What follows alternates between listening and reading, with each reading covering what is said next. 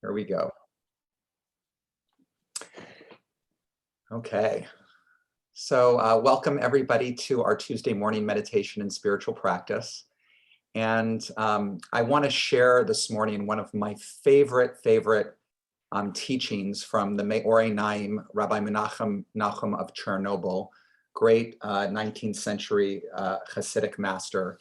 And, you know, as you may be aware, we just experienced in our Torah cycle the revelation of the Torah. Parshat Yitro last week was this very cosmic experience.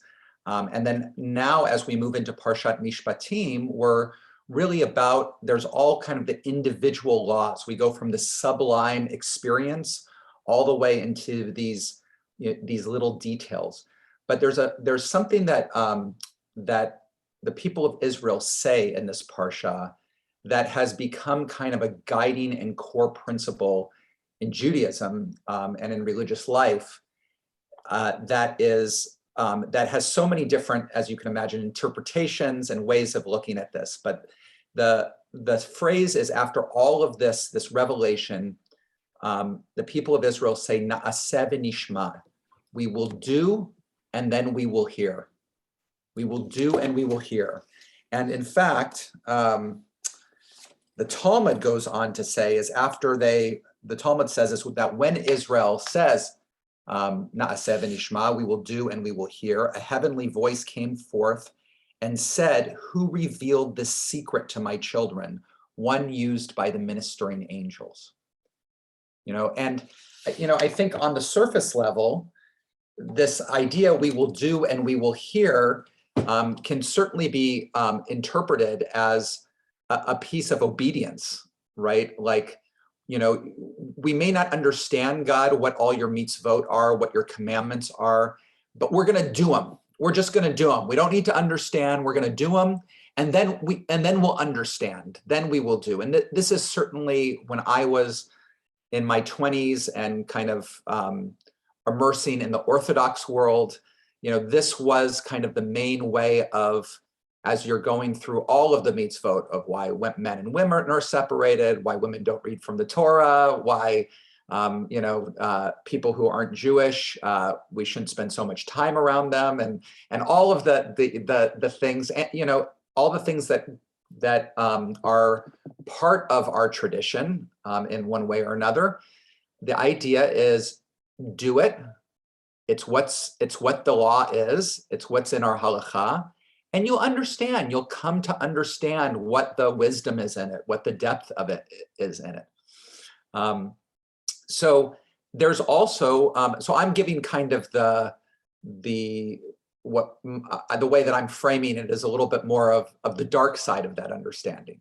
What I'll say is the light side of that understanding is the awareness that we are limited beings, that we don't understand the depth of our tradition, the depth of what God wants for us, all of it. And so why presume that we're not going to move forward and do things that we have to understand them with our minds completely rationally before we move forward and do it? Because maybe there are ways that we can grow that we don't understand right now, but it comes through doing it, through experiencing it and then evaluating it and seeing how that goes. So there's an approach to this of being able to acknowledge, Na'aseh v'nishma, we will do and we will hear, that we don't know everything, we're limited, and sometimes in the doing we come to the understanding.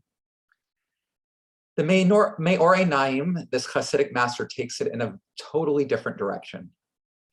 And he brings a very core principle of spiritual life, which is, and a very core principle in Hasidic spirituality, which is called Yeridah Tzorech Aliyah, the descent for the sake of the ascent, the going down in order to come up, the going down in order to come up. And he says that that's just the normal part of spiritual life. We can see it in the experience of Jacob's ladder, of angels going up and going down, that sometimes we we expand and we have expanded consciousness, mochin de gadlut, and we're feeling connected and we're feeling good and all is wonderful. And sometimes we come down into mochin de katnut, constricted consciousness, and we're stressed and we're caught up in our dramas, and everything is going on and we're not in touch in that same way. And that's also a part of human life, spiritual life. No matter how much spiritual practice, how much meditation that we do, we are still going to ride this wave. It's going to happen. So the question is, when we are in that descent, this is where the angels really talk about, this is who revealed this, or God, who revealed this secret of Na'aseh v'nishma. When we're in that descent, how do we climb back out? How do we, meaning in that descent, I'm not feeling connected to God. I'm not feeling, a sense maybe that there's hope in my life or in the world. I don't have any of those things that we associate with nishma, with understanding, right? I'm not understanding. So here the Torah comes to say, we will do and we will then understand, meaning that in that descent place, in that dark place, in that contracted place, the doing is the reaching out for Hashem. That in our heart of hearts, soul of souls, no matter how we think or how we feel in a given moment, there is a knowing inside of ourselves that we are connected, that we are an expression of God. And even if we don't feel or see that connection in a moment, we can still act on it. We can still act as if. We can still fake it until you make it, in that sense. And that fake it till you make it is not an inauthentic way of moving forward. It's a way of saying, sometimes my mind and heart is not in that connected place, but I'm going to rely on what my soul knows. I'm going to rely on what I know, and I'm going to move forward from that place. And that is what allows us to come back out of the descent. So we will do, and then we will understand. We will act on what we know in our heart of hearts to be true, and then the connection will come. And in fact, the way that the Me'or Einayim teaches about it is that the connection will be, the ascent will be even higher than where we were before we fell. Why? Because the falling is a way of trying to make some part of our inner reality that's not conscious held up to the light of consciousness, the light of God. So we actually emerge even being more aware of the entirety of our being than we were before. I want to, before we kind of close this piece and move it into some practice, I want to read to you directly from Rabbi Menachem Nachum, because his words and the translation of his words, this is a translation from Art Green, is so wonderful. He says, but how can you come to Yud He Vav He when you are in such a fallen state? Your very awareness and your mental powers have been taken away from you. Nevertheless, you come to know that Melo Kol Haaretz Kevodo, the whole world is filled with God's glory. Even in a state that is wholly earthbound, nothing but coarse matter is filled with the glory of God. Yud He Vav He is called the life of life, meaning that the vitality of all life in the world, including that of beasts, cattle, birds, humans, is God's own self, the life of life. God is the life force within all that lives. When you are in that fallen state, think of this. And here's the formula. Are you ready for the magic formula? And some of you know who've been on meditation retreats together, we've sung this before, and we'll sing it again when we go into the meditation. But the formula is, when you're in the fallen state, think of this. Am I not alive? Am I not alive? Who is this life force within me? Is it not the blessed creator? That's it. Am I not alive? Our awareness just goes to our very aliveness, our very vitality. And then we ask in, who is this life force in me? Is it not God right here? It bypasses the mind. It's an immediate awareness. God is present indeed right here, but in reduced form. And that is why the Blessed Holy One said, who revealed the secret to my children? It is the who that they contemplate when asking who is the life force in me. That reveals the secret of how to do before they hear, right? So just the very asking of who reveals the secret, because it's an acknowledgement, it's the soul's acknowledgement that there is a presence that is behind all of this. We wouldn't even ask who if we thought it was all just random chaos. So find a comfortable place to sit that you can be in for a period of time. And we'll begin with a nigun, with a melody, and I really encourage you to sing it in your own space. And then I'll bring in the words to it, and you can sing those. Yai na na nai na na nai na nai nai ya nai nai na nai. Yai na na nai na na nai na nai nai ya nai nai na nai. Yai na na nai na na nai na nai nai ya nai nai na nai. Yai nai nai. Yai na na nai na na nai na nai nai ya nai nai na nai. Yai na na nai na na nai na nai nai ya nai nai na nai. Yai na na nai na na nai na nai nai ya nai nai na nai. Yai nai nai. Yai nai nai nai. Yai nai nai na nai nai na nai. Yai nai nai. Yai nai nai ya nai nai na nai. Yai nai nai. Yai nai nai na nai nai na nai. Yai nai nai nai. Yai nai nai nai. Yan na na nai na na nai na nai nai. I am alive. Yan na na nai na na nai na nai nai. I am alive. Yan na na nai na na nai na nai nai. I am alive. I'm alive. And who is this aliveness I am? And who is this aliveness I am? And who is this aliveness I am? Is it not the Holy Blessed One?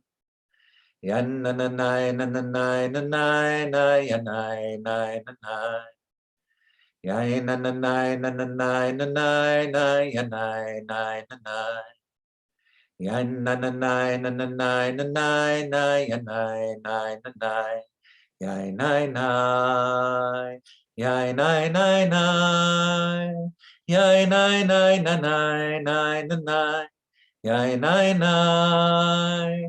Yai nai nai na nai nai na nai. Yai nai nai. Yai nai nai na nai nai na nai. Yai nai nai.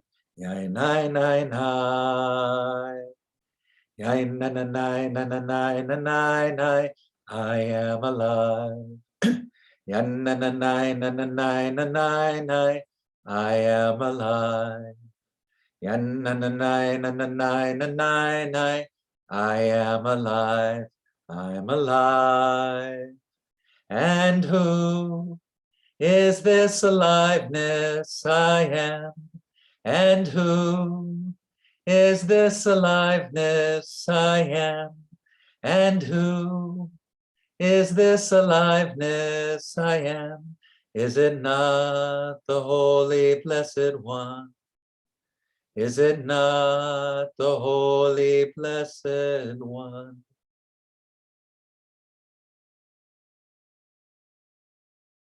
Just let yourself settle in to your body, feeling the pull of gravity on your body, creating pressure on your bottom, feeling the place where the feet meet the floor. Notice the extension of your spine as it comes out of your hips and culminates in the top of your neck, your head gently resting on your shoulders, feeling that slight pull of gravity on your shoulders, your arms, noticing the resting and contact place of your hands.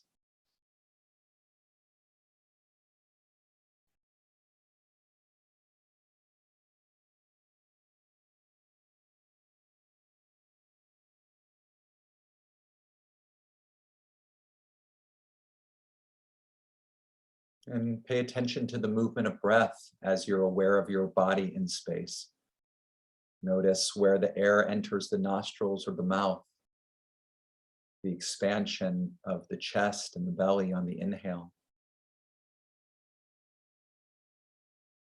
Notice where that inhale reaches its maximum length and switches over to an exhale, following the breath out of the body, feeling the contraction as the air leaves on the exhale.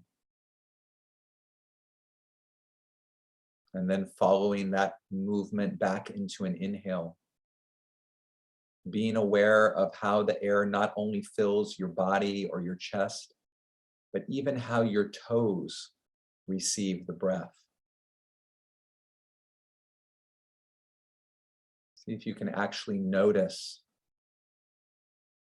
a slight sensation even in the toes with the inhale. Fingertips.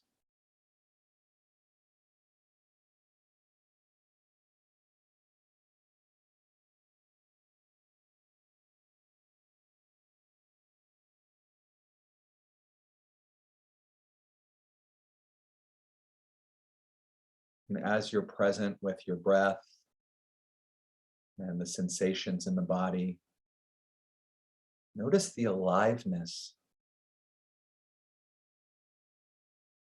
of your own being. The life force that's in the breath moving in and out. The life force in every cell that is conscious and awake and doing its job, its thing.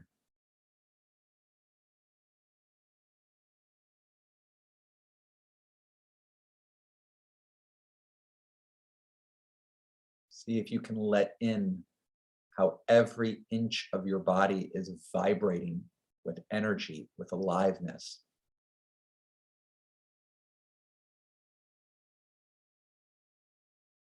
You can experience that as a tingling, but it's dynamic.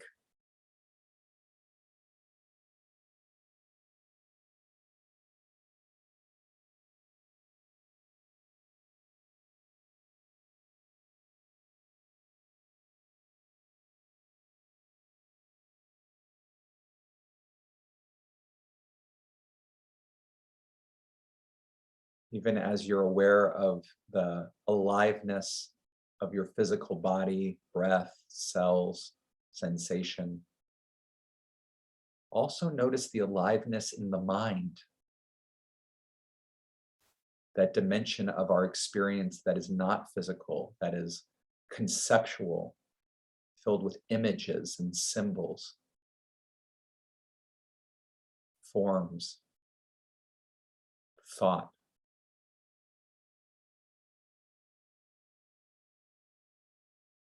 Notice the vitality, the aliveness of the mind.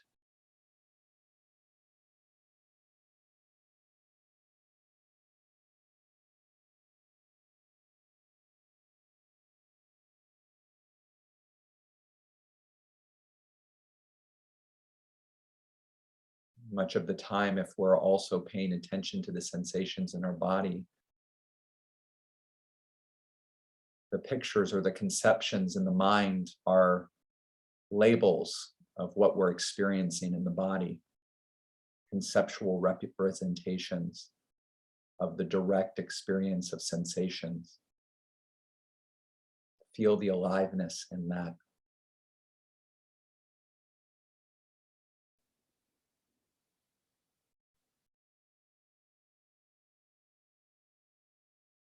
And then ask that question, and who is this aliveness that I am? Let that question point you inward.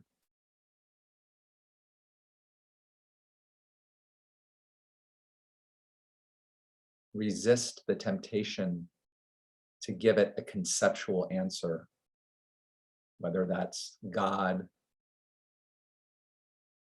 or whatever we would come up with our minds. Instead, let the question take our awareness into the depth.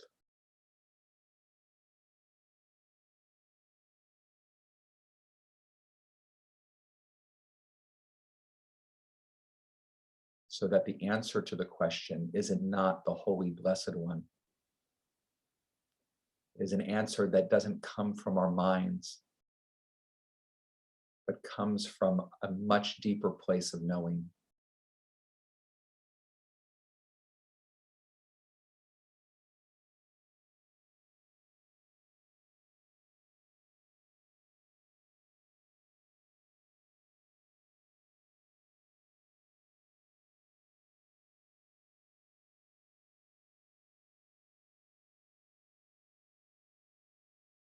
I'm going to be quiet for a period of time. And the practice this morning is to pay attention to the aliveness of the body and the mind,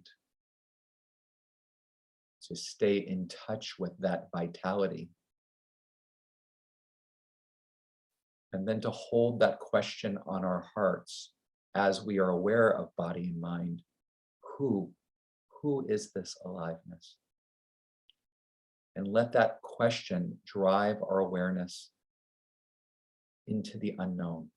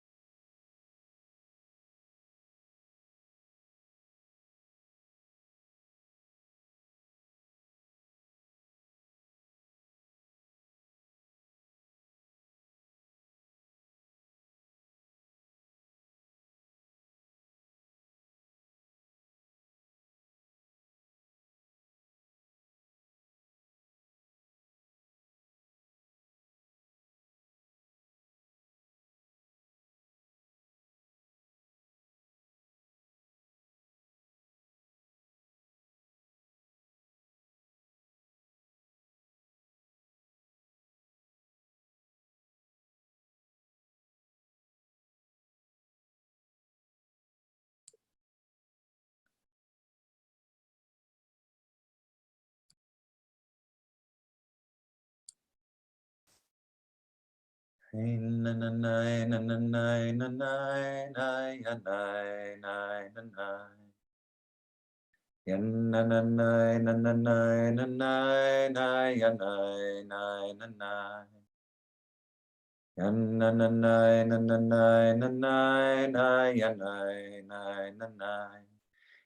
nai nai, yai nai nai nai, yai nai nai nai nai nai, yai nai nai, yai nai nai nai nai nai, yai nai nai, yai nai nai nai nai nai, yai nai nai. Yai nai nai nai.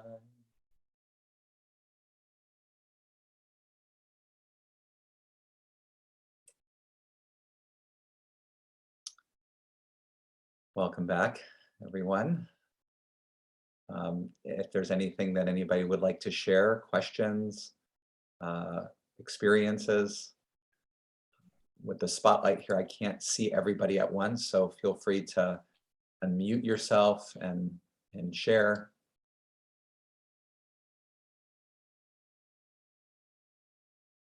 Hi, Rabbi. It's Dennis. Hey, Dennis. I don't know. I just sometimes have trouble. So the idea of do and hear, one would think that it would be precisely the opposite, that you need to hear first in order to do, rather than, I mean, it puts an awful lot on trust that Yes. you have. And that's, I guess, the object lesson of the teaching, that you have to let go of wanting to control and just do, and then you get direction afterwards. Yeah. Okay. Yeah, and I want to say, with that about trust is, it's really, the question is what are you trusting when you do? And really what it's more about, a lot of the times we think about trusting as trusting something outside of ourselves. But here what we're being invited to do is to move from a place of knowing that is at the center of our being.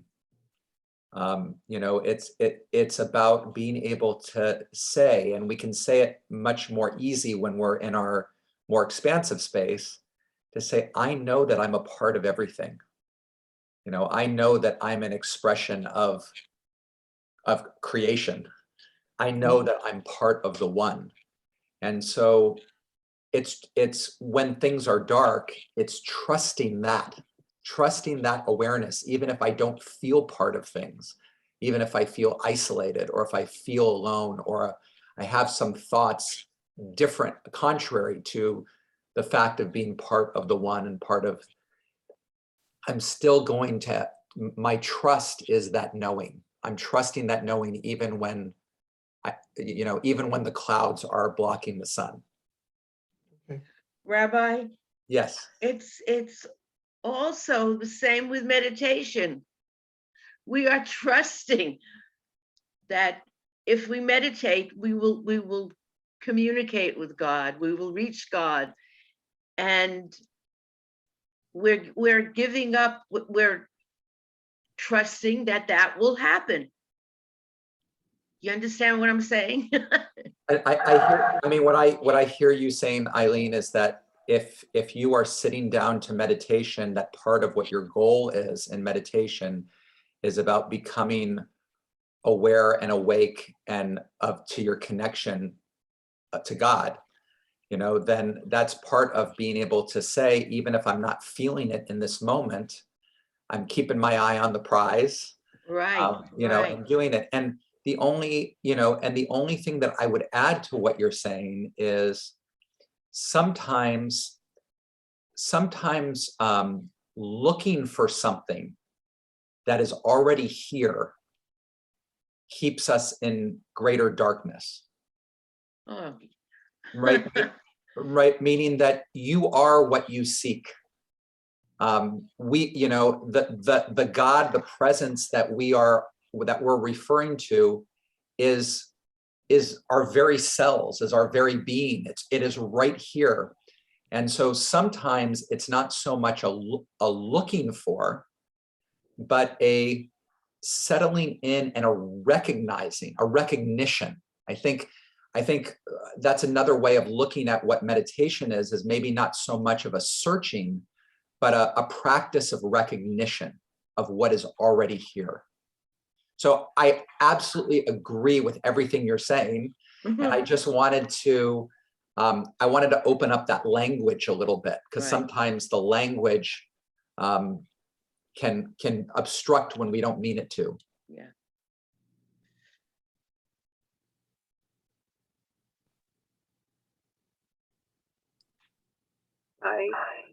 I really appreciate this perspective, Rabbi Claude, and the others who spoke. My mind was going in such a different direction. I mean, I understand about just what you were talking about, that, you know, it's what you're looking for is right here, and it's in you. And I also understand about fake it till you make it. I can relate to that. Yeah. But there was another side about Judaism, about I think it was the obedience part, and kind of, just take it and believe it. And Jews are so famous for not being obedient, for being disobedient, for being, I mean, that's why, it's in our culture why we're famous for intellectual accomplishments. And I mean, I think there's this, I don't understand it exactly, but it's this not being obedient and questioning authority. It's a whole other aspect of ourselves. But I think of our Jewishness, and to me actually is really important. It doesn't negate what you're teaching us, but my mind drifted that way, and I thought, but how is it that we're in a way such a rebellious people? I love that, Maury. I love that you brought that, and I want to really focus your comments to say that questioning, that wrestling, that even rebellion is core to who we are. One of my teachers, Rabbi Gershon Winkler, would translate even the word for Hebrews. Hebrews is Ivrim.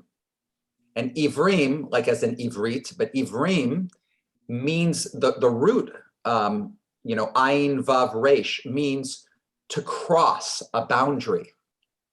Like even a sin is called an Aveira, a boundary that you cross.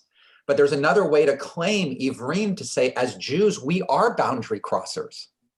We erect boundaries and we cross them. And it's this dynamic piece, I think, that is so essential to us. And how I would frame Judaism, like any religion, is there is a spectrum where we have on one hand fundamentalism, taking things literally, and basically saying you don't question, you just do. Like that, even though we are talking about in our core texts, in the whole creation of the Talmud and everything else, it's all about dynamic discussion and all of that, we still have, it's human nature, an aspect of our approach to our tradition that's fundamentalist, that is only about that obeying. And then we have on the other side of it, the spectrum, what I'll call mysticism, which is to say that everything has, an infinite number of ways to look at it and an infinite depth to it. And that's kind of that other piece. So all of us at different points can fall on any part of that spectrum, of that mixture between honoring boundaries and rules and all of those on one hand, and on the other hand, being able to say, but there's another perspective. But there's another, and showing another side of the diamond that's going on there. And all those things are all Jewish.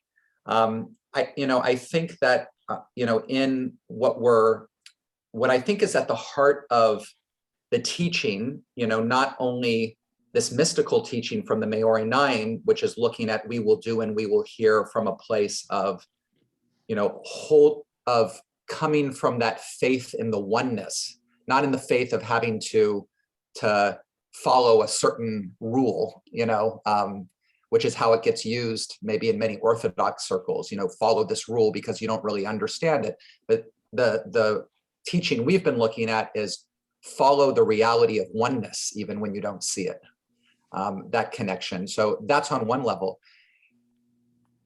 There's another level that also says in our tradition that that we sometimes need to be open to what we don't understand and hold it and not make a snap judgment or question. So much of, I would say, the problem of social activism, because everything has a problem, but the problem with social activism is a sense of righteousness.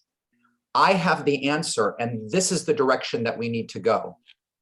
Whereas in any, what I would say is a kind of an authentic Jewish activist perspective is one that does move forward, one that does challenges, like you just said, Maury, but also one that's willing to challenge your own perspective and be, all that we do about the Can We Talk sessions and all of that is all about, no matter what side of anything you find yourself on, to be able to have that practice of listening. And so I think kind of the core teaching in We Will Do and We Will Hear is about humility. It's just really about humility. It's about humility to say, I don't have all the answers. How do I move forward in a meaningful way? How do I dialogue? How do I engage in a meaningful way, but one that acknowledges that I'm limited? And then even on a deep personal spiritual place, even when I'm in that dark contracted place, to even have humility in that place, to be able to say, it feels like everything is going wrong and there's no hope ahead of me. Can we be even humble about that? Like, who says? Because you say, because I feel bad right now, that's the course of my future. Who am I to dictate that? So there's even a kind of humility with ourselves and our own feelings and our own darkness. I appreciate that, what you brought. That's really important. Thank you. Any other questions or comments before we close? I also can stop the recording too and leave a little space if anybody wanted to share something without. I actually, either way, it's fine. A little more simplistic, I guess, but I've chanted this Nigun with you many times. And the fact that there's words, so there was that understanding of what those words were saying, but I now realize after the teaching today, my understanding, it's like just do, even if you don't understand it. Well, of course, that's very difficult for me. But the words told me something.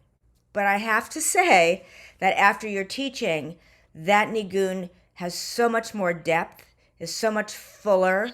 So even on the surface of what the words are saying, now it's more to me. Now it means more to me than Nigun. So the more education and the more depth that we can search for, the fuller all of our practices are, my practices. So it changed it. It did change this Nigun. We've done this every year at the meditation retreat. And I guess partially I just did it without questioning. And now it means just so much more. Beautiful. Beautiful, Ellen. I mean, what I think is important is what you're sharing also is the relationship between study and practice, or Torah and Avodah, right? In Pirkei Avot, in the Mishnah, it says, on three things the world stands, al shlosha devarim, al haTorah, ve'al ha'avodah, ve'al gemilut chasidim. So it stands on Torah, on Avodah, and on acts of loving kindness, right? The three kind of pillars. And the important piece about it is these pillars all support each other. So you're referring to one aspect of the support of the pillars, which is how does study or Torah support practice? Avodah is what we would call spiritual practice. Now, when we're doing spiritual practice, it's being in the moment, and it's trying to align and bring all of our capacities in line with a certain truth, with a certain awareness. That's what meditation is. That's what prayer is. And so in this case, with the nigun and with prayer, you have a particular phrase or a particular line or a particular whatever that is, what's intention is to bring our awareness to a certain place. And from the singing and the repetition, it's very different than the experience of study, in which you're over here and we're over here and we're thinking of this and we're bringing in all these ideas. So you're speaking about how that study and exploring these things from these different places allows it to be deeper and richer in the practice. And what we'll say too is it goes the other way, right? The practice of meditation, study, engaging with these deeper realities in an experiential way, in a meditative way, then suddenly we come back to the text and wow, it can mean a whole different thing, right? We're now not just, talking about it on a level of kind of intellect but now we're bringing in a even deeper awareness to it. Thank you. Rabbi Okay. Kavod, would you say that phrase again? Who is this aliveness? Yes. So, am I not alive? Am I not alive? In the chant, we say, I am alive. This chant is from Rabbi David Zeller of blessed memory, was one of my great teachers. The line from the Chernobyler, from the Rebbe, is, am I not alive? So it's put as a question, but we chant it as, I am alive. And who is this aliveness that I am? Who is this alive? Umi hu chayut sheli. Who is this aliveness that I am? Is it not the Holy Blessed One? And it was, the way that and what's so lovely, and I think it's important, is the way that the Meorei Naim phrases it. It's three questions, right? It's not the answers. Am I not alive? It's interesting. There's a different experience to ask it that way versus a statement. And who is this aliveness I am? Is it not the Holy Blessed One? Or, as different than an answer. Thank you. All right, everybody. So great to be together. Thank you for joining this morning, and I look forward to seeing you in a couple weeks. Thank you. And who do we have up leading next week?